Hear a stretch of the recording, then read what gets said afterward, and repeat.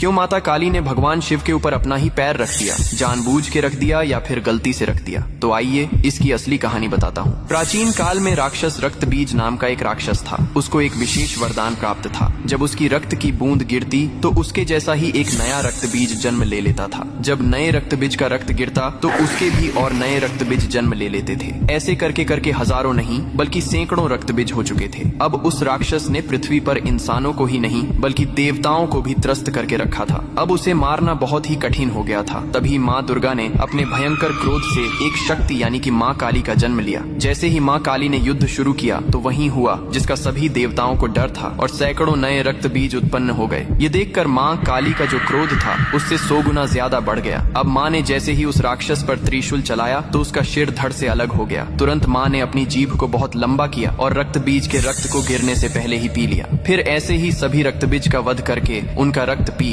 कर उनका क्रोध अब 100 गुना से 200 गुना बढ़ गया था। धरती कांपने लगी थी, समुद्र मथने लगे थे, देवता भयभीत होकर इधर उधर भागने लगे थे। तब देवताओं ने भगवान शिव से प्रार्थना की, हे महादेव, आप ही माता काली के संताप को शांत कर सकते हैं। शिव ने देवताओं की पुकार सुनी और माँ काली के सामने युद्ध भूमि में पहुंच गए। लेकिन माँ अपने तांडव में इतनी लीन थीं कि उन्होंने शिव को भी नहीं देखा। तभी भगवान शिव ने स्वयं माता के चरणों में लेट गए। जैसे ही माँ काली का पैर अनजाने में शिव के सीने पर पड़ा, तुरंत उनका क्रोध शांत हो गया। उन्होंने नीचे देखा तो अपने प्रिय पति शिव थे। यह देखकर उनकी जीभ शर्मिंदगी से बाहर निकल आई। इसके बाद शिव ने मुस्कुराते हुए कहा, हे माँ, तुम्हारा यह रूप सृष्टि के संतुलन के लिए था, लेकिन यह रूप अब धरती पर बहुत धाम से पूजा जाएगा। यही कारण है कि तस्वीर में और मूर्तियों में माँ काली को शिवजी पर खड़े हुए दिखाया जाता है, जो बहुत ही शुभ माना जाता है।